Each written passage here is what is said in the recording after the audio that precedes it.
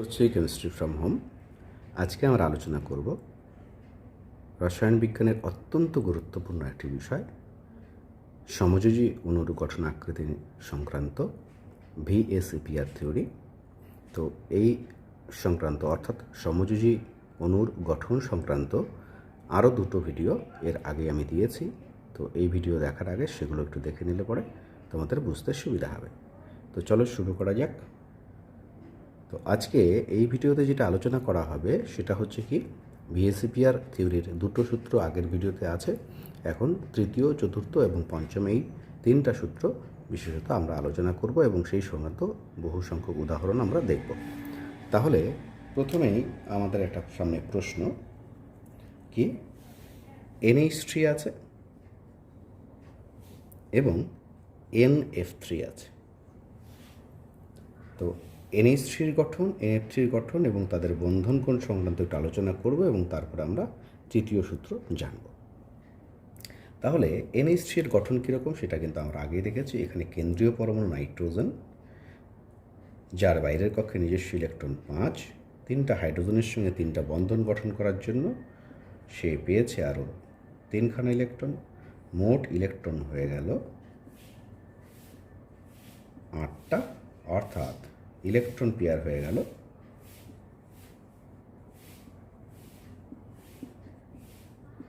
Electron জোড় হয়ে গেল 4টি। এই যে 4টি ইলেকট্রন জোড়, সেই 4টির মধ্যে আছে হচ্ছে 3টা আছে বন্ড পেয়ার আর একটা আছে লোন পেয়ার।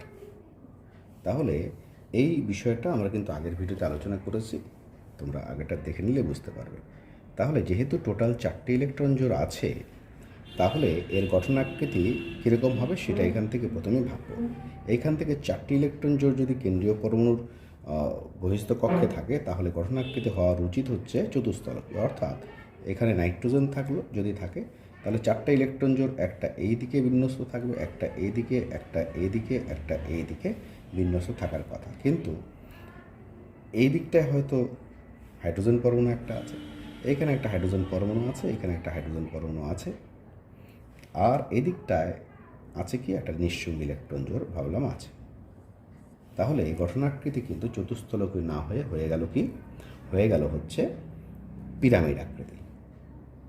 কি আকৃতি এটা? পিরামিড আকৃতি।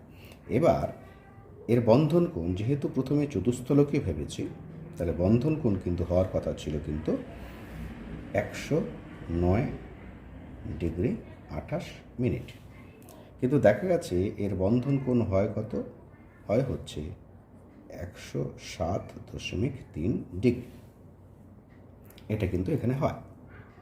আমরা এখানে মডেল দিয়ে যদি দেখি, তাহলে এটা হচ্ছে অ্যামোনিয়ার মডেল। এখানে নাইট্রোজেন পরমাণু, এটা হাইড্রোজেন, এটা হাইড্রোজেন, এটা হাইড্রোজেন, 3 দিকে 3টা বন্ধন, এটা পিরামিড আকৃতি গঠন করেছে। নিঃসঙ্গ ইলেকট্রন যেটা ঠিক অপর একটা যে শীর্ষবিন্দু চতুস্থলকের, সেই শীর্ষবিন্দু বরাবর কিন্তু বিন্যস্ত আছে। ঠিক একই রকম করে NF3 কেন্দ্রীয় পরমাণু হচ্ছে N, যার বাইরের কক্ষে নিজস্ব ইলেকট্রন আছে 5টা, 3টা F এর সঙ্গে এক একটা করে সমযোজী বন্ধন থেকে আরও পেল 3টা, টোটাল ইলেকট্রন সংখ্যা হয়ে গেল 8টা। তাহলে ইলেকট্রন পেয়ার আমি ইপি দিয়ে যদি লিখি, ইলেকট্রন পেয়ারের সংখ্যা হলো 4টি, ইলেকট্রন জোড়ের সংখ্যা 4, তার মধ্যে আছে 3টা বন্ড পেয়ার এবং 3টা লোন পেয়ার, একটা লোন পেয়ার। এটা আমরা একই রকম করেই কিন্তু পাচ্ছি। তাহলে যেহেতু 4টি ইলেকট্রন জোড় আছে, অর্থাৎ স্টেরিক নাম্বার যেটা আছে সেটাকে বলছি আমরা 4, তার জন্য এর গঠনাকৃতিও কিন্তু একই রকম হওয়ার কথা। নাইট্রোজেন, তার ইলেকট্রন জোড়গুলো বিন্যস্ত থাকবে চতুস্থলকের 4টা শীর্ষবিন্দু বরাবর, 3 দিকে 3টা ফ্লোরিন আছে, এই ফ্লোরিন, এই ফ্লোরিন, এই ফ্লোরিন ভাবলাম আছে, আর এদিকটায় হচ্ছে একটা নিঃসঙ্গ ইলেকট্রন জোড় আছে। ঠিক আছে, এখানে এগুলো কি হাইড্রোজেন, হাইড্রোজেন, হাইড্রোজেন, এখানে হচ্ছে এটা ফ্লোরিন, ফ্লোরিন, ফ্লোরিন। ওকে, তাহলে এই গেল হচ্ছে দুটোর গঠনাকৃতির প্রারম্ভিক ধারণা। এবার এর বন্ধন কোণ, এটাও তো হওয়া উচিত ছিল, যেহেতু চতুস্থলকে প্রথম ভেবেছি, তাহলে হওয়া উচিত ছিল হচ্ছে কত, 109 ডিগ্রি 28 মিনিট। কিন্তু এটা গিয়ে কমে দাঁড়ায় হচ্ছে কত, 102°29'।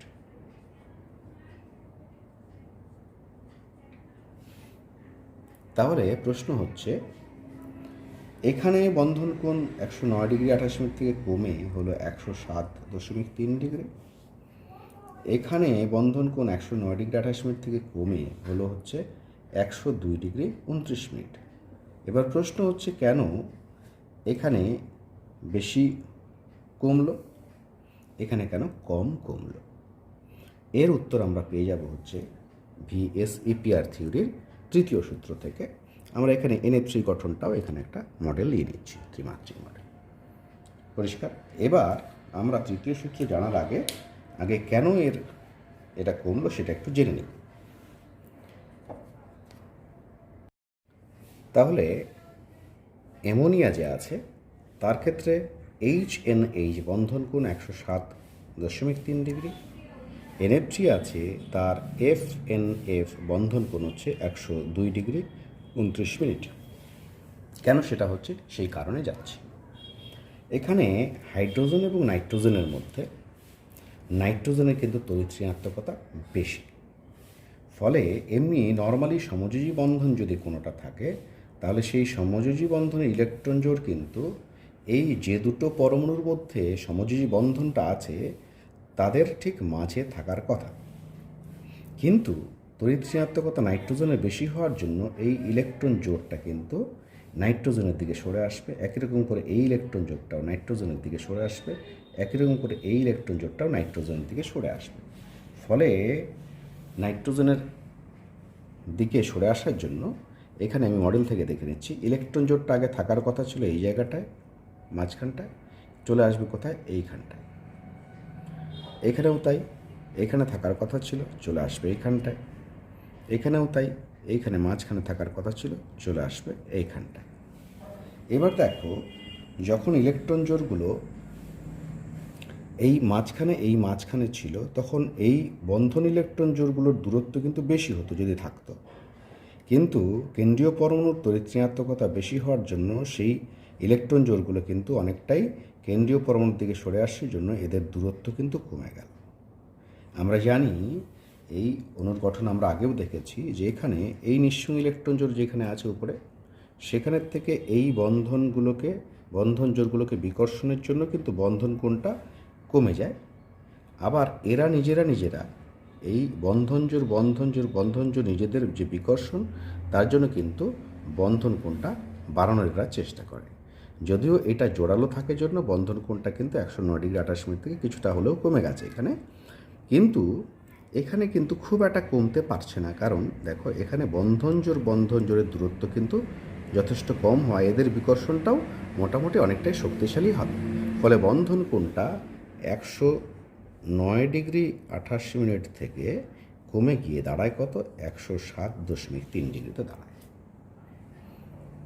তার মানে কি দেখলাম, যে কেন্দ্রীয় পরমাণুর তড়িৎ ঋণাত্মকতা যদি প্রান্তীয় পরমাণুর তড়িৎ ঋণাত্মকতার থেকে বেশি হয়, তাহলে এই বন্ধন জোড়গুলোর দূরত্ব কম হয় জন্য এই বন্ধন জোড় যে বিকর্ষণ, দ্যাট ইজ বন্ড পেয়ার রিপালশনটা, এটা কিন্তু কিছুটা হলেও বেশি হচ্ছে। ফলে বন্ধন কোণের মানটা খুব একটা কমতে পারছে না, অর্থাৎ বন্ধন কোণের মানটা একটু বেশি থেকে যাচ্ছে। অপরদিকে আমরা NF3-এর দিকে যদি দেখি, তাহলে নাইট্রোজেনের থেকে ফ্লুরিনের কিন্তু তড়িৎ ঋণাত্মকতা বেশি। ফলে এই বন্ধন ইলেকট্রন জোড়টা মাঝখানে থাকার কথা থাকলেও কিন্তু সেটা ফ্লুরিনের দিকে অনেকটা সরে আসবে। এই যে ফ্লুরিনের দিকে সরে আসবে এবং ফ্লুরিনের দিকে সরে আসবে, এতে এদের মাঝখানে থাকলে পরে এদের দূরত্ব যতটা হতো, এদের প্রান্তীয় পরমাণুর কাছে থাকার জন্য দূরত্ব কিন্তু বেড়ে যাচ্ছে। তাহলে দূরত্ব যদি বন্ধন জোড়ের দূরত্ব যদি বাড়ে, তাহলে বিকর্ষণ কমবে। তাহলে এই যে বিকর্ষণ, নিঃসঙ্গ ইলেকট্রন জোড়ের যে বিকর্ষণ, সেটা যে এদের বন্ধন কোণটা কমিয়ে দিচ্ছিল, সেটা কিন্তু এদের বিকর্ষণ কম থাকার জন্য যথেষ্ট কমিয়ে দিতে পারবে এবং বন্ধন কোণের মান এখানে অনেকটাই কমে গিয়ে 102°29' গিয়ে দাঁড়াচ্ছে। আমি মডেল থেকে আরেকবার দেখে নিচ্ছি। এই হলো নাইট্রোজেন, এগুলো ফ্লোরিন ফ্লোরিন ফ্লোরিন। তাহলে বন্ধন জোড়গুলো থাকার কথা ছিল কোথায়? মাঝখানে, কিন্তু আছে কোথায়? এইখানটায়। থাকার কথা ছিল মাঝখানে, কিন্তু আছে কোথায়? এই প্রান্তে। থাকার কথা ছিল মাঝখানে, কিন্তু আছে হচ্ছে প্রান্তে। ফলে মাঝখানে মাঝখানে থাকলে যতটা দূরত্ব হবে, এরা যদি প্রান্তে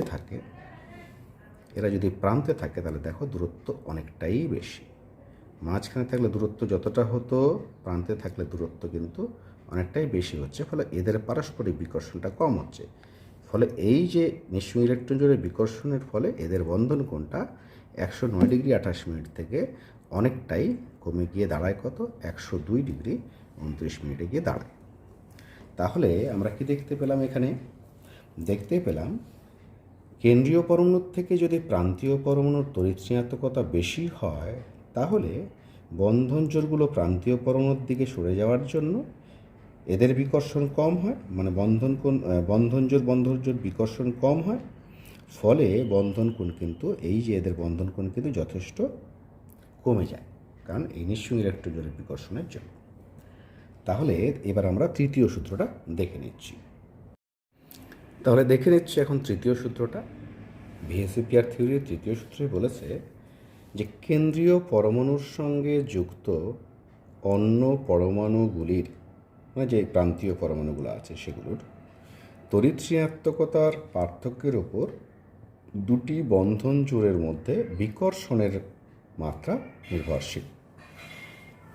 ব্যাপারটা কি? যে কেন্দ্রীয় পরমাণু ভাবলাম আছে একটা, তার সঙ্গে প্রান্তীয় পরমাণুগুলো আছে।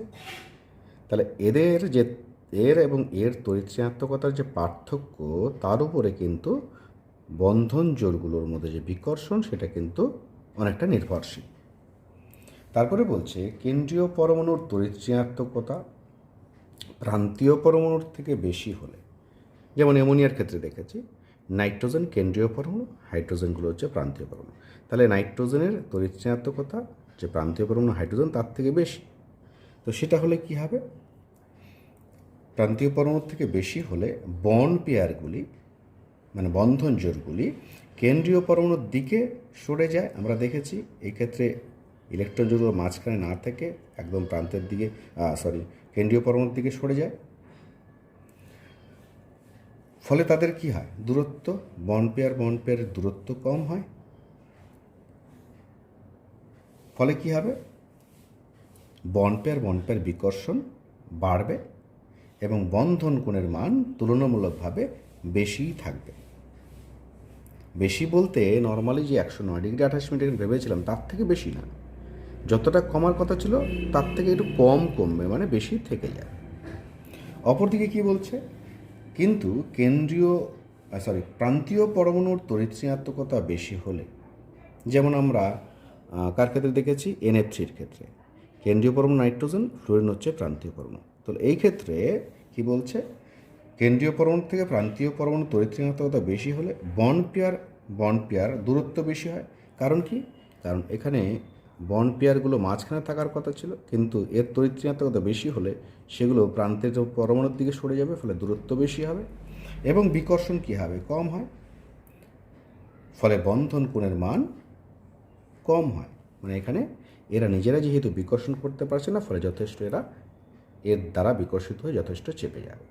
তাহলে তৃতীয় সূত্র আমরা জানলাম এবং সেই সঙ্গে আমরা NH3 এবং NF3 গঠন কীরকম হবে সেটা দেখে নিয়েছি। এবার আরও দু একটা উদাহরণ আমরা এর থেকে দেখে নেব। এবার আমরা দেখছি হচ্ছে তৃতীয় সূত্রের আরেকটা উদাহরণ দিয়ে বুঝে নিচ্ছি আমরা জলের অণুর গঠন এবং F2O অণুর গঠন। এই দুটোর গঠন হচ্ছে কীরকম? কৌণিক গঠন। কিভাবে আসলো? এর আগের ভিডিওতে জলের অণুর গঠন আমি দেখিয়েছি, তো সেটার থেকে তোমরা জানতে পারবে। তবুও আমি বলছি যে অক্সিজেন পরমাণু যে আছে তার সেটা হচ্ছে কেন্দ্রীয় পরমাণু এবং তার নিজস্ব ইলেকট্রন সংখ্যা বাইরের কক্ষে 6, দুটো হাইড্রোজেনের সঙ্গে আর দুটো ইলেকট্রন পেল বন্ধনের মাধ্যমে, হলো 8টা, তার মানে 4 জোড়া। এবং 4 জোড়ার মধ্যে আছে হচ্ছে দুটো নিঃসঙ্গ ইলেকট্রন জোড়া আছে, দুটো বন্ধন জোড়া, দুটা বন্ড পেয়ার প্লাস দুটা লোন পেয়ার। তাহলে 4টা যখন হবে, প্রথমে আমি গঠনাকৃতি কেমন ভাববো? প্রথমে আমি গঠনাকৃতি ভাববো হচ্ছে চতুস্তলকীয়, এরকমটা প্রথমে ভাববো। ঠিক আছে? কিন্তু দুই দিকে তো বন্ধন নেই, দুই দিকে কী আছে, লোন পেয়ার আছে, ফলে এই দুটা দিক থাকবে না। তাহলে এটা হয়ে গেল জলের অণুর গঠন কৌণিক। একই রকম করে OF2-র ক্ষেত্রেও ও হচ্ছে কেন্দ্রীয় পরমাণু, তার নিজস্ব ইলেকট্রন বাইরে করতে 6, দুটো এফের সঙ্গে একটা করে বন্ধন থেকে পেলেও 2, 8, তাহলে 4 জোড়া, সেখানে দুটা বন্ড পেয়ার, দুটা লোন পেয়ার। অর্থাৎ এখানেও কিন্তু গঠনাকৃতি যেটা দাঁড়াবে, প্রথমে ভাবতে হবে আমাদের কি চতুস্থলকীয় ভাবতে হবে। অর্থাৎ প্রথমে বন্ধন কোণ হওয়ার কথা ভাববো হচ্ছে 109 ডিগ্রি 28 মিনিট, কিন্তু দুটোর দিকে যেহেতু বন্ধন নেই, এই দুটোর দিকে ভাবলাম কোনো পরমাণু নেই, ফলে এর গঠনও কিন্তু কৌণিক হয়ে গেল। তাহলে প্রথমে ভাবা উচিত ছিল চতুস্থলকীয় থেকে যেহেতু আসলো এগুলো, তাহলে দুটোরই বন্ধন কোণ হওয়ার কথা হচ্ছে 109 ডিগ্রি 28 মিনিট করে হওয়ার কথা দুটোর ক্ষেত্রে। তাহলে এবার কি দাঁড়াচ্ছে, এর ক্ষেত্রে কেন্দ্রীয় পরমাণু অক্সিজেন, প্রান্তীয় পরমাণু হাইড্রোজেন, ইলেকট্রন জোড়গুলো কিন্তু কেন্দ্রীয় পরমাণুর দিকে সরে যাবে, দূরত্ব কম হবে, বিকর্ষণ বেশি, নিজেরা যে বিকর্ষণ করছে বন্ধন জোরের যে বিকর্ষণ সেটা বেশি হচ্ছে, ফলে বন্ধন কোণটা কিন্তু খুব একটা কমতে পারছে না, এদের বিকর্ষণের জন্য কমে যাচ্ছিল, খুব একটা কমতে পারছে না, গিয়ে দাঁড়াচ্ছে কত 104 ডিগ্রি 48 মিনিট। এখানে যেহেতু প্রান্তীয় পরমাণু ফ্লোরিন, অক্সিজেন হচ্ছে কেন্দ্রীয় পরমাণু, ফ্লোরিনের তড়িৎ ঋণাত্মকতা অক্সিজেনের থেকে বেশি হওয়ার জন্য ইলেকট্রন জোড়গুলো কোথায় থাকবে, এই ফ্লোরিনের দিকে সরে থাকবে, ফলে এদের দূরত্ব অনেকটাই বেশি হবে, ফলে এদের নিজেদের বিকর্ষণ কম হবে, এই নিঃসঙ্গ ইলেকট্রন জোড়ের বিকর্ষণগুলোর মাধ্যমে এর বন্ধন কোণটা কিন্তু 109 ডিগ্রি 28 মিনিট থেকে কমে গিয়ে দাঁড়াবে কত, দাঁড়াবে হচ্ছে 102 ডিগ্রিতে। আশা করি উদাহরণটা বুঝতে পারলাম আমরা। এবার চলে যাব ঠিক একই কারণে আমরা দেখতে পাচ্ছি জলের অণু আছে এবং হাইড্রোজেন সালফাইড অণু H2S অণু আছে, দুটারই একই রকম করে গঠন যদি আমরা নির্ণয় করি তাহলে দুটোই কৌণিক গঠন দাঁড়াবে, তোমরা নিজেরা দেখে নিতে পারো। তার এক্ষেত্রে চতুস্থলকীয় থেকেই কিন্তু প্রথমে এই দুটো আসে, বন্ধন কোণ দুটোরই 109 ডিগ্রি 28 মিনিট হওয়ার কথা ছিল, কিন্তু এখানে 104 ডিগ্রি 48 মিনিট, এখানে 92 ডিগ্রি বা 92 ডিগ্রি কেন হলো, আমরা সেই প্রশ্নে যাচ্ছি। এখানে হাইড্রোজেনের থেকে অক্সিজেনের তড়িৎ ঋণাত্মকতা বেশি, ফলে ইলেকট্রন জোড়গুলো কেন্দ্রীয় পরমাণুর দিকে সরে যাবে। এখানেও কিন্তু হাইড্রোজেনের থেকে সালফারের তড়িৎ ঋণাত্মকতা অল্প হলেও বেশি, ফলে এখানেও ইলেকট্রন জোড়গুলো দিকে সরে যায়। তাহলে দুটোর ক্ষেত্রেই কিন্তু বন্ধন কোণের মান কাছাকাছি হওয়ার কথা ছিল, কিন্তু দেখা যাচ্ছে এখানটায় সালফারের তড়িৎ ঋণাত্মকতা কিন্তু অক্সিজেনের তড়িৎ ঋণাত্মকতা থেকে অনেকটা কম, ফলে এখানে এই বন্ধন জোরকে যে সালফারের দিকে যে যাবে সেটা কিন্তু অত বেশি সরবে না। এখানে হয়তো ইলেকট্রন জোরটা গিয়ে অক্সিজেন পরমাণুর ঠিক একদম খুব কাছে চলে যাবে, আর এখানে কিন্তু অতটা কাছে কিন্তু যেতে পারবে না। আমি যদি মডেল দিয়ে দেখি তাহলে আমি বুঝতে পারবো, হয়তো এটা জলের অণু যদি গঠন হয় তাহলে এই ইলেকট্রন জোটগুলো সরে যাবে একদম এখানে প্রান্তে, ফলে দূরত্ব খুব একটা বেশি হবে না বন্ধন জোড়গুলোর মধ্যে, কিন্তু এখানে এই মাঝখানের থেকে কিন্তু সামান্য একটু হয়তো সরে আসলো, এতে কিন্তু দূরত্ব কিন্তু যথেষ্ট বেশি থেকে যাবে, ফলে দেখা গেছে এই বন্ধন জোড়গুলোর বিকর্ষণ কিন্তু খুব যে বাড়বে সেরকম নয়, এখানে কিন্তু বন্ধন জোড়গুলোর বিকর্ষণ অনেকটা বেড়ে গেল, ফলে আলটিমেটলি 109 ডিগ্রি 28 মিনিট থেকে এখানে সামান্যই কমবে, এদের বিকর্ষণটা বেশি আছে জন্য এটা কিন্তু অনেকটা কমে যাবে, কারণ বিকর্ষণটা কিন্তু এদের বিকর্ষণটা খুব বেশি যে বেড়েছে সেরকম হয়নি। তাহলে কেন্দ্রীয় পরমাণুর তড়িৎ ঋণাত্মকতার এখানে শুধু এর বেশি, এর কমের জন্য এটা ঘটলো, এখানে ডিফারেন্সটা কিন্তু এখানে কম, এখানে ডিফারেন্সটা বেশি হওয়ার জন্য এরকম ঘটনা ঘটলো। আশা করি বোঝা গেল। আমরা দেখে নেব হচ্ছে পঞ্চম সূত্র, চতুর্থ সূত্রটা একটু পরে আসছি, পঞ্চম সূত্রটা আমরা একবার দেখে নিই। কী বলা হয়েছে পঞ্চম সূত্রে, বলেছে কেন্দ্রীয় পরমাণুর যোজ্যতা কক্ষে ফাঁকা কক্ষ থাকলে কেন্দ্রীয় পরমাণুতে উপস্থিত নিঃসঙ্গ ইলেকট্রন জোড় এর বিকর্ষণের মাত্রা বেশি হয়, ফলে বন্ধন কোণের সংকোচনের মাত্রা বেশি হয়, মানে বন্ধন কোণ কম হয়। তাহলে উদাহরণ দিয়ে বিষয়টা বুঝে নিই। আমরা নিয়ে নিচ্ছি হচ্ছে অ্যামোনিয়ার অণু এবং ফসফিন অণু। আমরা হিসাব করে দেখতে পারবো দুটোই হচ্ছে পিরামিড আকৃতি। প্রথমে চতুস্থলকে ভাবতে হবে, তারপরে একটা নিঃসঙ্গ ইলেকট্রন জোড় থাকায় সেগুলো পিরামিড আকৃতি হবে। এখানে বন্ধন কোণের মান কত আমরা জানি হচ্ছে 107.3 ডিগ্রি, আর এখানে গিয়ে দাঁড়ায় হচ্ছে বন্ধন কোণের মান 94 ডিগ্রি। এটা কেন হলো তার উত্তর আমরা খুঁজব পঞ্চম সূত্র থেকে। আচ্ছা, সেটা বোঝার জন্য আমরা কি করছি, প্রথমে কেন্দ্রীয় পরমাণুর ইলেকট্রন বিন্যাসগুলো একটু দেখে নিচ্ছি। এখানে কেন্দ্রীয় পরমাণু হচ্ছে ফসফরাস।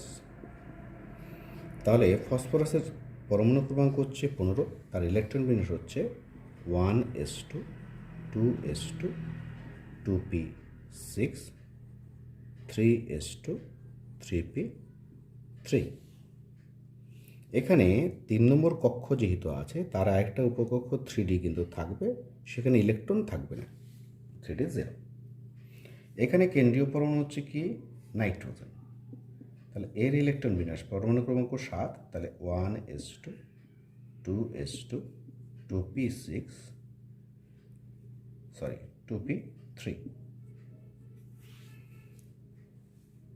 তাহলে এর ছিল 15, এর হচ্ছে 7। তাহলে ইলেকট্রন বিন্যাস দেখতে পাচ্ছি। এখানে কিন্তু 2 নম্বর কক্ষ আছে, 2 নম্বর কক্ষের দুটোই উপকক্ষ, ফলে এখানে কিন্তু ফাঁকা উপকক্ষ নেই। এখানে কিন্তু ডি এর যে 5টা কক্ষক, সেই 5টা কক্ষক কিন্তু ফাঁকা রয়েছে। তার মানে এই যে ফসফরাস পরমাণু কেন্দ্রীয় পরমাণু, এর বাইরের কক্ষে ইলেকট্রন জোড় যেটা আছে, নিঃসঙ্গ ইলেকট্রন জোড়, সেটা কিন্তু আছে যেখানে, সেই যে কেন্দ্রীয় পরমাণু তার কিন্তু বাইরের কক্ষে কিন্তু ফাঁকা কক্ষক রয়েছে। এখানে কেন্দ্রীয় পরমাণু নিঃসঙ্গ ইলেকট্রন জোড়টা যেটা আছে, সেই যে বাইরের কক্ষ, সেই বাইরের কক্ষে কিন্তু আর ফাঁকা কক্ষক নেই। তো পঞ্চম সূত্রে যেটা বলেছিল, আমরা কি দেখেছিলাম যে কেন্দ্রীয় পরমাণুর যোজ্যতা কক্ষে যদি ফাঁকা কক্ষক থাকে, তাহলে তার যে ইলেকট্রন জোড়টা, নিঃসঙ্গ ইলেকট্রন জোড়টা, তার যে বিকর্ষণের মাত্রা সেটা কিন্তু অনেকটা বেশি হবে, স্ট্রং হবে সেটা। তাহলে এটা যদি ফসফিন হয়, এখানে যে নিঃসঙ্গ ইলেকট্রন জোড়টা আছে সেটা কিন্তু এদেরকে জোরালোভাবে বিকর্ষণ করবে, ফলে বন্ধন কোণের মানটা অনেকটা কমবে। এটা 109 ডিগ্রি 28 মিনিট থেকে কমে গিয়ে দাঁড়াচ্ছে কত, 94 ডিগ্রি। এখানে এর যে বিকর্ষণের মাত্রা সেটা খুব একটা বেশি হবে না, ফলে এখানে বন্ধন কোণের মাত্রাটা কিন্তু খুব একটা কমবে না, ফলে গিয়ে 107.3 ডিগ্রিতে দাঁড়ায়। তাহলে এর যুক্তি কিন্তু ভিএসইপিআর থিওরিতে দেওয়া হয়নি। কেন এই ক্ষেত্রে বিকর্ষণের মাত্রা বেশি সেটা কিন্তু দেওয়া হয়নি। আমি তাহলে ভিএসইপিআর থিওরিতে যেহেতু কেন নিঃসঙ্গ ইলেকট্রন জোড় যেখানে ফাঁকা কক্ষক আছে, সেইখানে থাকা নিঃসঙ্গ ইলেকট্রন জোড়ের বিকর্ষণের মাত্রা কেন বেশি সেটা যেহেতু বলেনি, আমি একটা বিশেষ উদাহরণ নিয়ে এসে, উদাহরণ ঠিক বলবো না, একটা উপমা নিয়ে এসে আমরা এটা বোঝানোর চেষ্টা করছি। ভাবলাম এটা একটা পাহাড়। এই পাহাড়ের চূড়ায় বসে আছে হচ্ছে একদল সৈনিক।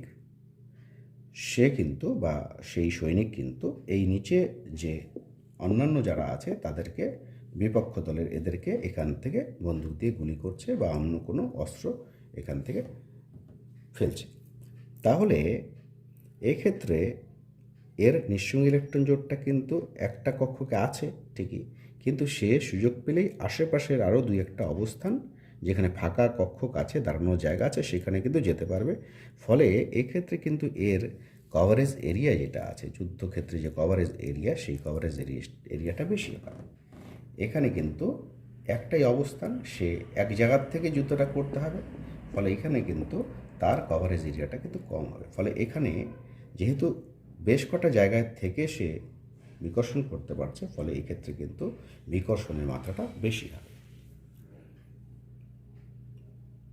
এবার আমরা আলোচনা করব হচ্ছে ভিএসইপিআর থিওরির তৃতীয় সূত্র। তৃতীয় সূত্রটা যাওয়ার আগে প্রথমে আমরা একটা অণুর গঠন নিয়ে আলোচনা করব এবং সেটা বুঝে নিয়ে তারপর তৃতীয় সূত্র আমরা ব্যাখ্যা করব। তাহলে প্রথমে আমরা আলোচনা করব হচ্ছে COCl2 এই অণুটা নিয়ে। আমরা জানি, আগের ভিডিওতে আমি দেখিয়েছি, এর কেন্দ্রীয় পরমাণু হচ্ছে সি, যার যোজ্যতা কক্ষে নিজস্ব ইলেকট্রন সংখ্যা হচ্ছে কত? 4। দুটি সিএল পরমাণুর সঙ্গে দুটি সমযোজী বন্ধন থেকে প্রাপ্ত ইলেকট্রন সংখ্যা হচ্ছে 2। একটা ও পরমাণু এখানে আছে যার যোজ্যতা হচ্ছে 2। তাহলে ও পরমাণুর যোজ্যতা 2, তার মানে সে কার্বনের সঙ্গে কিন্তু দুটো সমযোজী বন্ধন গঠন করেছে। একটাই পরমাণু দুটো সমযোজী বন্ধন গঠন করেছে। তাহলে একটি ও পরমাণুর সঙ্গে দুটি সমযোজী বন্ধন থেকে প্রাপ্ত ইলেকট্রন সংখ্যা কত? আরও 2। টোটাল গিয়ে দাঁড়াচ্ছে হচ্ছে 4 2 6 2 8টি। টোটাল ইলেকট্রন সংখ্যা হচ্ছে 8টি। 8টি মানে কি? 4 জোড়া ইলেকট্রন জোড় হচ্ছে 4টি। এবারে এই যে 4টি ইলেকট্রন জোড় আছে, সেই 4টি ইলেকট্রন জোড়ের মধ্যে আমি এবার দেখছি কোনটা কীরকম জোড়। আমি দেখতে পাচ্ছি এই যে দুটো ক্লোরিনের সঙ্গে দুটো বন্ধন গঠন করেছে, দুটো সমযোজী বন্ধন, তাহলে এই দুটো বন্ধন জোড়। আবার একটা অক্সিজেন পরমাণুর সঙ্গে দুটো সমযোজী বন্ধন করেছে, সেই দুটো বন্ধন জোড়। কিন্তু যখনই দেখলাম যে একটা নির্দিষ্ট পরমাণুর সঙ্গে একটা পরমাণু দুটো বন্ধন হয়ে গেছে, এখানে কী হচ্ছে? C ডাবল বন্ড O, তখনই আমাকে বুঝতে হবে এখানে সমযোজী বন্ধন 2 রকমের আছে। একটা হচ্ছে সিগমা বন্ধন বলা হয়, আরেকটা হচ্ছে কি বলা হয়? পাই বন্ধন। এই সিগমা বন্ধন পাই বন্ধন কী জিনিস সেটা কিন্তু পরের টপিকে আমাদের আসবে বিস্তারিত। তো সেখানে আমরা জানবো, আপাতত জানবো যে দুটো নির্দিষ্ট পরমাণুর মধ্যে যদি একটা বন্ধন থাকে, একটাই বন্ধন যদি থাকে, তাহলে সেটা কিন্তু সবসময় সিগমা বন্ধন প্রকৃতির হবে। অর্থাৎ এই যে দুটো ক্লোরিনের সঙ্গে কার্বনের যে বন্ধনগুলো হয়েছে সেগুলো সিগমা বন্ধন। কিন্তু নির্দিষ্ট দুটো পরমাণুর মধ্যে যদি একের অধিক বন্ধন থাকে, যেরকম দুটো বন্ধন, তাহলে এখানে একটা সিগমা বন্ধন হবে আর একটা বন্ধন হবে পাই বন্ধন। এখানে দেখে বোঝারও পাইনি যে কোনটা সিগমা কোনটা পাই, কিন্তু এখানে একটা সিগমা একটা পাই আছে, সেটা বুঝতে পারবো। আবার আরেকটা জিনিস দেখিয়ে দিই, যদি নির্দিষ্ট দুটো পরমাণুর মধ্যে, যেমন C ট্রিপল বন্ড C, দুটো নির্দিষ্ট পরমাণুর মধ্যে 3টা যদি বন্ধন থাকে, তাহলে একটা হবে সিগমা বন্ধন, আরেকটাকে এখানে দুটো হচ্ছে, তাহলে দাঁড়াচ্ছে দুটো পাই বন্ধন। তাহলে একটা যদি হয়, প্রথম বন্ধনটা যেটা হয় সেটা হচ্ছে সিগমা, পরে যদি আরও বন্ধন হয় সেগুলো হচ্ছে পাই। তাহলে ত্রিবন্ধন মানে একটা সিগমা দুটো পাই, দ্বিবন্ধন মানে একটা সিগমা একটা পাই। তাহলে এটা আমরা জেনে নিলাম। এই সিগমা বন্ধন পাই বন্ধন কী জিনিস সেটা কিন্তু পরের ভিডিওতে আমরা বিস্তারিত আস্তে আস্তে পাবো। তাহলে এবার আমরা কী চাচ্ছি এখানটায়, যে এই যে 4টে ইলেকট্রন জোড় আছে, কি দেখতে পেলাম? এখানে দুটো সিগমা বন্ধন জোড় দুটো ক্লোরিনের সঙ্গে আছে, আর এখানে একটা অক্সিজেনের সঙ্গে কার্বনের যে দুটো বন্ধন আছে, একটা সিগমা আছে একটা পাই আছে। তাহলে টোটাল সিগমা বন্ধন হলো 3টি সিগমা বন্ধন, আর একটি হচ্ছে পাই বন্ধন।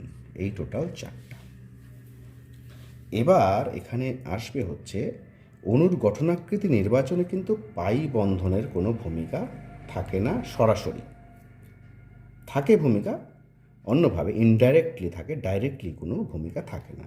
তাহলে অণুর গঠনাকৃতি নির্বাচনে আমাকে হিসাব করতে হবে এই সিগমা বন্ধন কতগুলো আছে সেটা দিয়ে এখানে হিসাব করতে হবে। টোটাল হিসাব করতে হয়, প্রথমে অণুর গঠন নির্বাচন করতে হয়, সিগমা বন্ধনের সংখ্যা এবং তার সঙ্গে নিঃসঙ্গ ইলেকট্রন জোড়ের সংখ্যা টোটাল করে তারপরে প্রাথমিক ধারণা নিতে হয়। পাই বন্ধন কিন্তু প্রাথমিক ধারণার মধ্যে কিন্তু পাই বন্ধনের সংখ্যাটা কাউন্টে আসবে না, এটা কিন্তু মাথায় রাখতে হবে। তাহলে এখানে কেন সেই যে পাই বন্ধনটা আসবে না সেটার একটা যুক্তি আমি দিচ্ছি। আমরা ভাবলাম এই যে গঠনাকৃতি, এটা কীরকম গঠনাকৃতি? এটাকে বলছি আমরা ত্রিকোণীয় সমতলীয় গঠনাকৃতি। ত্রিকোণীয় সমতলীয় অর্থাৎ কেন্দ্রীয় পরমাণুর সঙ্গে এইদিকে একটা প্রান্তীয় পরমাণু যুক্ত, এদিকে একটা প্রান্তীয় পরমাণু যুক্ত, এদিকে একটা প্রান্তীয় পরমাণু যুক্ত আছে, এটা ভাবলাম। এবার এই কেন্দ্রীয় পরমাণুর সঙ্গে একদিকে কোনো প্রান্তীয় পরমাণু যদি আরেকটা বন্ধন সৃষ্টি হয়, ভালো, এখানে একটা বন্ধন সৃষ্টি হলো, কিন্তু এই কেন্দ্রের সঙ্গে এই প্রান্তীয়টারই হলো। তাহলে গঠনাকৃতি কি কোনো চেঞ্জ আসবে? গঠনাকৃতি কিন্তু ত্রিকোণীয় সমতলীয়ই থাকবে। পাই বন্ধন এখানে আছে, কিন্তু মূল ফ্রেম বা স্ট্রাকচার গঠনে কিন্তু তার সরাসরি কিন্তু ভূমিকা প্রথমে রইল না।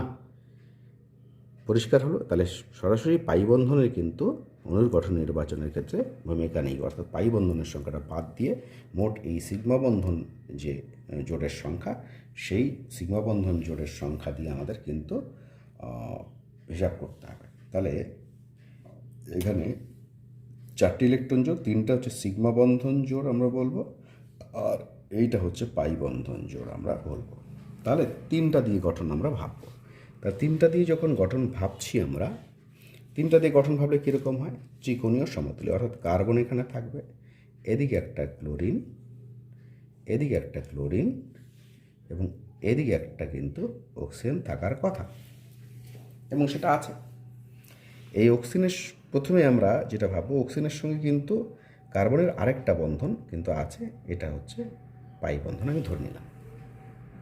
তাহলে গঠনাকৃতি কিন্তু ত্রিকোণীয় সমতুল্যই থাকলো। এবার প্রশ্ন হচ্ছে বন্ধন কোণ কত হবে? যখনই আমরা ভাবলাম ট্রাইগোনাল প্ল্যানার বা ত্রিকোণীয় সমতুল্য, তাহলে বন্ধন কোণ হওয়া উচিত হচ্ছে 120 ডিগ্রি, এটা হওয়া উচিত হচ্ছে 120 ডিগ্রি, এটা হওয়া উচিত হচ্ছে 120 ডিগ্রি। কিন্তু দেখা গেছে যে এই বন্ধন কোণগুলো সবগুলো 120 ডিগ্রি হয় না। কেন হয় না সেই প্রসঙ্গে আসছি। আচ্ছা দেখো, এখানটায় এই কার্বন এবং ক্লোরিনের মধ্যে বন্ধন আছে একটা, 2টো ইলেকট্রন আছে এখানে, এইখানেও 2টো ইলেকট্রন আছে। এখানে কটা বন্ধন আছে? 2টো বন্ধন, অর্থাৎ 2টো ইলেকট্রন আরও 2টো ইলেকট্রন, 4টা ইলেকট্রন আছে। তাহলে ইলেকট্রনকে তো আমরা কণারূপে এবং তরঙ্গরূপে কল্পনা করেছি। আমি যদি তরঙ্গরূপে বিবেচনা করি তাহলে কি দাঁড়াবে? এখানে এই 2টো ইলেকট্রনের যে ইলেকট্রন মেঘ রূপে যে কল্পনা করি, তাহলে এখানে ইলেকট্রনের মেঘের কিন্তু ডেন্সিটি এরকম থাকলো, এইখানে একই রকম থাকলো, এইখানে কিন্তু 2টো যেহেতু আছে, তাহলে ইলেকট্রন মেঘের ঘনত্ব কিন্তু অনেকটা বেশি হবে, 1 নম্বর। তাছাড়া এই দুটোর যেহেতু পাই বন্ধন কিন্তু একটু দুর্বল, ফলে কিন্তু সেটা আরও ছড়িয়েও থাকবে, সেটা পরে আসবো কেন দুর্বল, কেন ছড়িয়ে থাকবে। আপাতত আমি 2টো বন্ধন জোড় এখানে আছে, ফলে ইলেকট্রন মেঘের ঘনত্ব বেশি, এখানে ঘনত্ব কম, এখানে ঘনত্ব কম, এটা পাচ্ছি। তাহলে দেখতে পাচ্ছি আমরা যে এবার এদের নিজেদের যে বিকর্ষণ হবে, ইলেকট্রন মেঘের সঙ্গে ইলেকট্রন মেঘের বিকর্ষণ, এই ইলেকট্রন মেঘের সঙ্গে যে এই মেঘের ইলেকট্রন এর বিকর্ষণ, এখানে এর সঙ্গে যে এর বিকর্ষণ, 3টা কি সমান হবে? না, এই বিকর্ষণটা হবে কম, এই বিকর্ষণগুলো হবে বেশি। ফলে দেখা যাবে এর যে বন্ধন কোণটা, সেই বন্ধন কোণটা আমি যদি মডেল দিয়ে দেখি, তাহলে এইটা কিন্তু এই বন্ধনগুলো আছে, এটা কিন্তু একটুখানি কমে যায়, কমে গিয়ে কত দাঁড়ায়? দাঁড়ায় হচ্ছে 112 ডিগ্রি। টোটাল ছিল কত? 360। তাহলে এগুলো 120 ছিল, এখানে কত কমলো? 8 কমলো, তাহলে এটা 4 বাড়বে, এটা 4 বাড়বে, তাহলে 124 ডিগ্রি, এটা হবে 124 ডিগ্রি। তাহলে আমি কি দেখলাম যে সমযোজী অণুর গঠন নির্বাচনে পাই বন্ধনের কিন্তু সরাসরি কিন্তু ভূমিকা নেই। কীরকম গঠন হবে সেটা কিন্তু প্রথমে নির্বাচিত হলো শুধু সিগমা বন্ধন জোড়, বা যদি নিঃসঙ্গ ইলেকট্রন জোড় থাকতো সেটা দিয়ে নির্বাচন হবে। প্রথমে কিন্তু পাই বন্ধনের ভূমিকা ধরবো না, কিন্তু তারপর আমরা কি করব, এই ইলেকট্রন মেঘের বিকর্ষণের ক্ষেত্রে, অর্থাৎ বন্ধন কোণ নির্বাচনের ক্ষেত্রে কিন্তু এর ভূমিকা কিন্তু পরবর্তীতে আছে, আমরা সেটা দেখলাম। তাহলে একই রকম করে আমি যদি আরেকটা অণুর গঠনের কথা ভাবি, আমি ভাবলাম যে ইথিলিন অণু আছে, আমরা পরে দেখব গঠনাকৃতি এরকম। এখানেও কিন্তু এই হাইড্রোজেন এবং এই কার্বন একই সমতলে থাকবে, এরা 3টা মিলে কিন্তু একটা ত্রিকোণীয় সমতুল্য এরকম গঠন করবে। এই কোণটা কিন্তু কত হওয়ার কথা ছিল? 120 ডিগ্রি, এটা 120 ডিগ্রি, এটা 120 ডিগ্রি, কিন্তু এটা গিয়ে দেখা যায় কমে যায়, এটা 116তে গিয়ে দাঁড়ায়। তাহলে 4 কমলো, তাহলে এটা 122, এটা 122 হয়ে যাবে। তাহলে এইভাবে আমরা দেখলাম বিষয়টা। তাহলে এবার আমরা চতুর্থ সূত্রের মূল বক্তব্য দেখে নিচ্ছি। তাহলে আমরা দেখে নিচ্ছি চতুর্থ সূত্রটা কি বলা হচ্ছে। অণুর জ্যামিতিক আকৃতি নির্ধারণ এর ক্ষেত্রে পাই বন্ধন এর যে ইলেকট্রন জোড়ের প্রভাব সাধারণত বিবেচিত হয় না। সরাসরি যেহেতু ভূমিকা নেই, প্রথমে আমরা বিবেচনা করব না। কিন্তু পাই বন্ধনের ইলেকট্রনকে মেঘ হিসেবে কল্পনা করেছি। সেই পাই বন্ধনের মতো এই সিগমা বন্ধনের মতো দুটি নিউক্লিয়াস দ্বারা দৃঢ়ভাবে আকর্ষিত থাকে না। দুটা নিউক্লিয়াসকে সিগমা বন্ধনকে দুটা নিউক্লিয়াস যে পরিমাণ আকর্ষণ করে, পাই বন্ধন কিন্তু দুর্বল, ফলে দুটা নিউক্লিয়াস কিন্তু অত আকর্ষণ করে না। ফলে কি হবে, এবং দ্বিবন্ধনে যেহেতু একটি সিগমা ও একটা পাই, এবং ত্রিবন্ধন যদি কোথাও থাকে তাহলে একটি সিগমা দুটা পাই এক বন্ধনের তুলনায় কিন্তু অধিক স্থান দখল করে, একটু ছড়িয়ে থাকে ইলেকট্রন মেঘটা। কার যখন দ্বিবন্ধন থাকবে তখন ইলেকট্রন মেঘটা বেশি ছড়ানো থাকবে এক বন্ধনের তুলনায়, বা ত্রিবন্ধন থাকলেও বেশি ছড়িয়ে থাকবে। ফলে কি দাঁড়াবে, তাই বহুবন্ধন এক বন্ধনের তুলনায় অধিক বিকর্ষণ ঘটায়। বহুবন্ধন কিন্তু এক বন্ধনের তুলনায় অধিক পরিমাণ বিকর্ষণ ঘটায়। এই বিকর্ষণের তাহলে ক্রমটা দাঁড়ায় যেটা, বহুবন্ধনকে সবচেয়ে বেশি বিকর্ষণ করে, বহুবন্ধন এক বন্ধনকে একটু কম বিকর্ষণ করে, এক বন্ধন কিন্তু সবচেয়ে কম বিকর্ষণ করে। এই হচ্ছে বিকর্ষণের ক্রম। এটাই চতুর্থ সূত্র। আমরা কিন্তু উদাহরণটা আগেই দেখে নিয়েছি, দুটো উদাহরণ আমরা দেখে নিয়েছি। তাহলে আরেকবার বলে দিচ্ছি যে অণুর গঠনাকৃতি নির্বাচনে কিন্তু সরাসরি পাই বন্ধনের প্রথমে ভূমিকা বিবেচনা করব না, কিন্তু পরে বিকর্ষণ যখন হবে বন্ধনকোণ নির্ণয়ের ক্ষেত্রে কিন্তু তার ভূমিকা বিবেচনা করা হবে। আশা করি বিষয়টা পরিষ্কার হলো। তাহলে আমরা জেনে ফেললাম যে ভিএসি পেয়ার থিওরির আজকে জানলাম হচ্ছে তৃতীয় সূত্র, তারপরে জানলাম পঞ্চম, এখন চতুর্থ। তাহলে তৃতীয়, চতুর্থ, পঞ্চম তিনটা সূত্র এবং বেশ কিছু উদাহরণ আমরা দেখলাম। বেশ কয়েকটা উদাহরণ নিয়ে আলোচনা করব, মানে কয়েকটা অণু নিয়ে বা আয়ন নিয়ে আমরা আলোচনা করে দেখব যে এই ভিএসি পেয়ার থিওরিকে কাজে লাগিয়ে আমরা কেমন করে বিভিন্ন অণু বা আয়নের গঠনগুলো নির্বাচন করতে পারি। তোমরা ভালোভাবে দেখবে। প্রথম উদাহরণটা আমি নিচ্ছি হচ্ছে খুব ইম্পর্ট্যান্ট একটা উদাহরণ, ClF3 ক্লোরিন ট্রাইফ্লোরাইড। তাহলে প্রথমে আমি একটু প্রথমটা লিখে করছি। এখানে কেন্দ্রীয় পরমাণু হলো Cl, কারণ Cl একটা আছে, ক্লোরিন তিনটা আছে, তাহলে যেটা সংখ্যায় কম সেটাই হচ্ছে কেন্দ্রীয় পরমাণু হলো। এবার Cl যে কেন্দ্রীয় পরমাণু, এর যোজ্যতা কক্ষে নিজস্ব ইলেকট্রন সংখ্যা কত, সেটা হচ্ছে বাইরের কক্ষে ছিল 7টা, 7। 3টি F এর সঙ্গে সমযোজী বন্ধন থেকে প্রাপ্ত ইলেকট্রন সংখ্যা কত, আরও 3। তাহলে টোটাল ইলেকট্রন সংখ্যা দাঁড়াচ্ছে মোট ইলেকট্রন সংখ্যা 10। মোট ইলেকট্রন জোড় এর সংখ্যা কত, 5টি। পরিষ্কার? এবারে যে 5টি ইলেকট্রন জোড় আছে টোটাল, সেগুলো কী রকম টাইপের? তারপর দেখতে পাচ্ছি 3টা বন্ধন গঠন করেছে 3টা ক্লোরিনের সঙ্গে, তারপর 3টি সিগমা বন্ধন জোড় প্লাস বাকি দুটো হচ্ছে নিঃসঙ্গ ইলেকট্রন জোড়। তাহলে মোট হলো 5টি। যখনই আমরা দেখলাম যে মোট ইলেকট্রন জোড়ের সংখ্যা 5টি, তার মধ্যে 3টা হচ্ছে সিগমা বন্ধন জোড় এবং 2টো হচ্ছে নিঃসঙ্গ ইলেকট্রন জোড়, পাই বন্ধন জোড় কিন্তু নেই, তাহলে এই 5টার টোটাল 5 জোড়া ইলেকট্রন হিসাবে ধরেই আমাদের কিন্তু গঠনাকৃতি, প্রাথমিক গঠনাকৃতি ভাবতে হবে। তাহলে প্রাথমিক 5টা ইলেকট্রন জোড় থাকলে প্রাথমিক গঠনাকৃতি হয় হচ্ছে ত্রিকোণীয় দ্বিপিরামিডীয়। কীরকম হয়? ত্রিকোণীয় দ্বিপিরামিড, অর্থাৎ এরকম টাইপের একটা গঠনাকৃতি আসবে। ছবি যদি আঁকি তাহলে কীরকম দাঁড়াবে?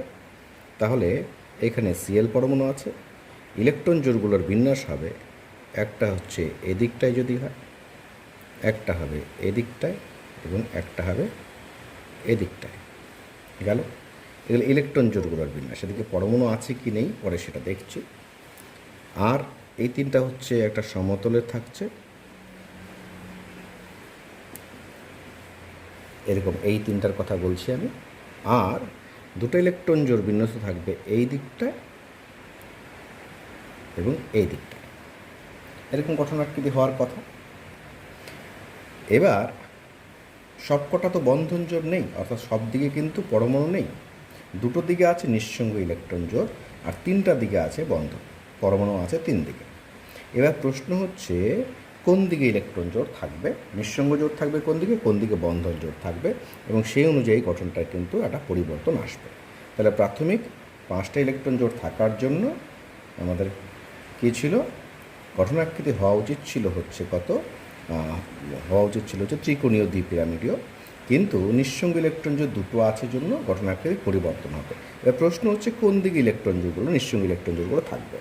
এখানে কিন্তু খুব ভালো করে খেয়াল করো যে এখানে এই 3টা সমতলের 3টা বন্ধন 120 ডিগ্রি অ্যাঙ্গেলে করে আছে, আর এই দিকে 2টো হচ্ছে বন্ধন জোড় হিসাবে, যদি আমরা ইলেকট্রন জোড় হিসেবে ধরি তাহলে সেগুলো কিন্তু এদের সঙ্গে 90 ডিগ্রি করে আছে। পরিষ্কার? এবার প্রশ্ন হচ্ছে আমি যদি এইখানটায় নিঃসঙ্গ ইলেকট্রন জোড়ের কথা ভাবি, মানে হচ্ছে এক্সিয়াল, যেটা এগুলো হচ্ছে এক্সিয়াল বন্ড, আমি আগে দেখিয়েছি। এক্সিয়াল বন্ড যদি বলি আমরা, বন্ড তো এখনও হয়নি, এক্সিয়াল পজিশন, আর এগুলোকে বলছি আমরা ইকুয়েটোরিয়াল পজিশন। এক্সিয়াল কোন দুটো? এটা এবং এইটা, আর এই 3টা হচ্ছে ইকুয়েটোরিয়াল পজিশন। তাহলে আমি এক্সিয়াল পজিশনে যদি একটা নিঃসঙ্গ ইলেকট্রন জোড় থাকে, তাহলে দেখো এখানে 90 ডিগ্রিতে একজনকে পাচ্ছে বিকর্ষণের জন্য, এই 2জন, এই 3জনকে পাচ্ছে বিকর্ষণের জন্য, আর 180 ডিগ্রি অ্যাঙ্গেলে আরেকজনকে পাচ্ছে। তাহলে এই ক্ষেত্রে বিকর্ষণের মাত্রা কীরকম দাঁড়াবে সেটা ভাবতে হবে। আচ্ছা, এখানে না থেকে যদি এইখানটায় থাকতো, এরকম কোনো ইকুয়েটোরিয়াল পজিশনে থাকতো, তাহলে নিঃসঙ্গ ইলেকট্রন জোড়ের বিকর্ষণ কীরকম হতো? এখানে 90তে কিন্তু 2টোকে পাচ্ছিল, আর বাকি 2টো কিন্তু 120তে সরে গেছে। দেখা গেছে যে এখানে যখন থাকবে ইকুয়েটোরিয়াল পজিশনে, যখন থাকবে নিঃসঙ্গ ইলেকট্রন জোড়টা এরকম পজিশনে, তখন কিন্তু তাদের যে গঠনাকৃতি যেটা হয় সেটা পরে আসি। এখানে যখন থাকবে তখন কিন্তু বিকর্ষণ, যেহেতু 2টো 90তে পাচ্ছে, বাকি 2টো অনেক দূরে চলে গেছে, ফলে এই ক্ষেত্রে বিকর্ষণ কিন্তু কম হয়। আর যদি এখানে থাকে তাহলে বিকর্ষণ কিন্তু এদের সঙ্গে বিকর্ষণ অনেক বেশি হয়। তাহলে আমরা প্রথমে শুরুর দিকেই জেনেছি বিকর্ষণের মাত্রা কম করার চেষ্টা সবসময় করে এরা। তাহলে বিকর্ষণের মাত্রা যদি কম করার চেষ্টা করে, তাহলে নিঃসঙ্গ ইলেকট্রন জোড়কে থাকতে হবে কোথায়? ইকুয়েটোরিয়াল পজিশনে। এখানে কটা আছে? 2টো। তাহলে আরেকটা আমি ধরে নিলাম হচ্ছে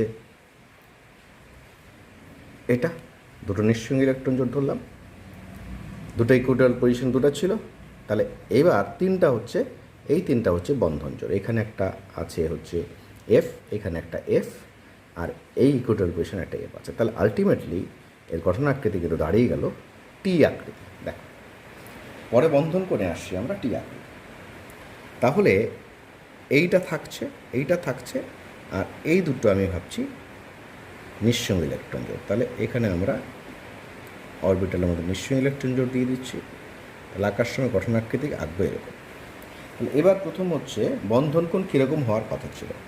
এইগুলো 120, এটা 100, এটার সঙ্গে এটা 120 হওয়ার কথা ছিল, এটার সঙ্গে এটা 90 এরকম হওয়ার কথা ছিল।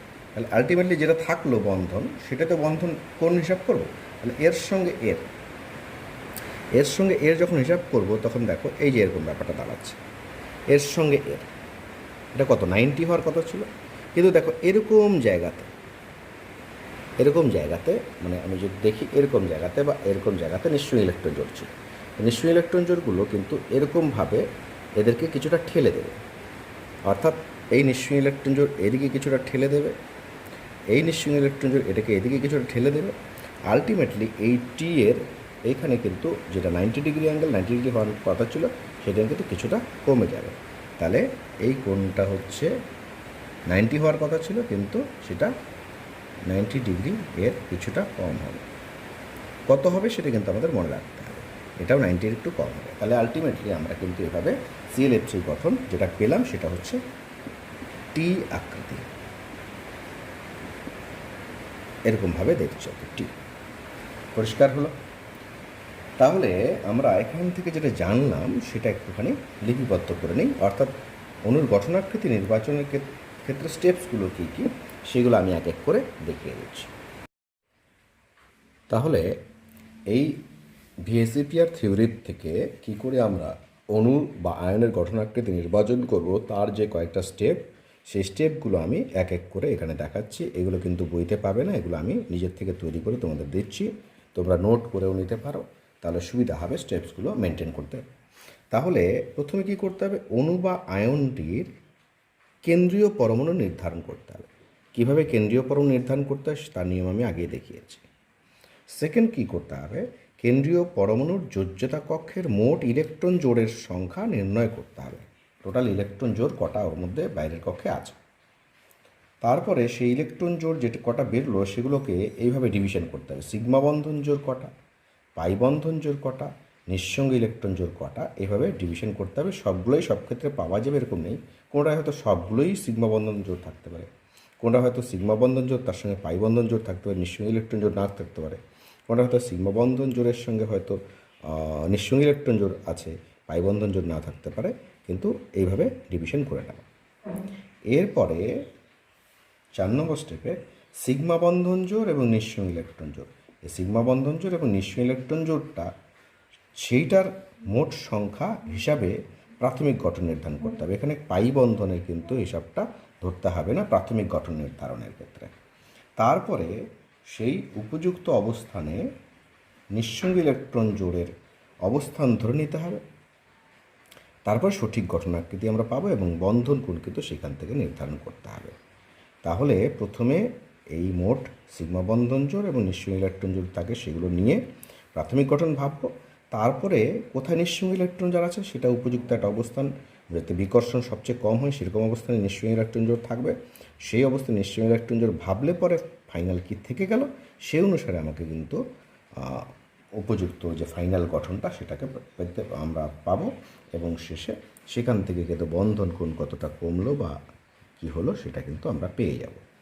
তাহলে এই হচ্ছে আমাদের অণুর গঠন নির্ধারণের ক্ষেত্রে যে স্টেপসগুলো সেগুলো লিখে দিয়েছি, তোমরা একটু নোট করে নাও।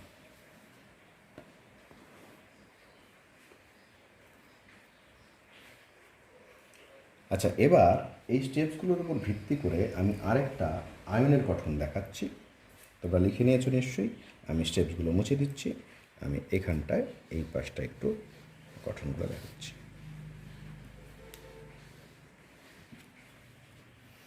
আমরা এবার নিচ্ছি হচ্ছে ICl2 মাইনাস এই আয়নটা। কেন্দ্রীয় পরমাণু কোনটা? নিশ্চয়ই আই হবে কেন্দ্রীয় পরমাণু। তার বাইরের কক্ষে যেহেতু আয়োডিন হচ্ছে একটা হ্যালোজেন মৌল, বাইরের কক্ষে ইলেকট্রন সংখ্যা কিন্তু 7। এই হ্যালোজেন দেখেই বুঝে গেলাম, এর পরমাণু ক্রমাঙ্ক থেকে হিসাব করে আসার দরকার নেই, ইলেকট্রন বিন্যাস থেকে আসার হিসাব করে দরকার নেই, যেহেতু হ্যালোজেন মৌল বাইরের কক্ষে 7টা থাকে। ফ্লোরিন, ক্লোরিন, ব্রোমিন, আয়োডিন সবারই কিন্তু বাইরের কক্ষে 7টা, ফ্লোরিন, ক্লোরিন, ব্রোমিন এবং আয়োডিন এদের সবারই বাইরের কক্ষে 7টা ইলেকট্রন থাকবে। তাহলে আই হচ্ছে কেন্দ্রীয় পরমাণু, তার বাইরের কক্ষে 7টা ইলেকট্রন। দুটো সিএলের সঙ্গে দুটো সমযোজী বন্ধন গঠন করেছে, সেখান থেকে দুটো সিএলের দুটো সমযোজী বন্ধন থেকে পেয়েছে আরও দুটো। দেখো এই আয়নটার মধ্যে এই যে একটা নেগেটিভ আধান আছে, এটা কিন্তু কেন্দ্রীয় পরমাণুর মধ্যে থাকে, যদিও এখানে লেখা হয় এটা এইভাবে সাধারণত লিখতে হয়, তো আমরা আগে যে প্রসেসে লিখেছি সেভাবে লিখতে পারতাম। তাহলে এইটা কিন্তু একটা নেগেটিভ যে আধান আছে, সেই নেগেটিভ আধানের একটা ইলেকট্রন কিন্তু সেই কেন্দ্রীয় পরমাণু পাবে। তাহলে মোট ইলেকট্রন সংখ্যা হয়ে গেল কত? 10, মানে 5 জোড়া।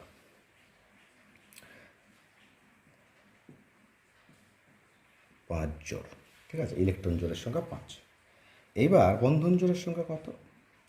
সিগমা বন্ধন জোড় হচ্ছে কটা? দুটো বন্ধন করেছে, দুটো সিগমা বন্ধন জোড়। আর বাকি তিনটা তাহলে কি? তিনটি নিঃসঙ্গ ইলেকট্রন জোড়, দ্যাট ইজ লোন পেয়ার। তাহলে স্টেপ 1, কেন্দ্রীয় পরমাণু নির্বাচন করলাম। কেন্দ্রীয় পরমাণুর যোজ্যতা কক্ষে মোট ইলেকট্রন সংখ্যা আমরা হিসাব করলাম, ইলেকট্রন জোড়ের সংখ্যা হিসাব করলাম। ইলেকট্রন জোড়গুলোর থেকে আমরা বিভাগ করে নিলাম সিগমা বন্ধন জোড়, পাই বন্ধন জোড়। পাই এখানে নেই, ফলে সিগমা বন্ধন জোড় এইভাবে আমরা বিভাগ করে নিলাম। এবার টোটাল যে পেলাম 5টায় আমাকে অণুর গঠন নির্বাচনে প্রথমে ধরতে হবে।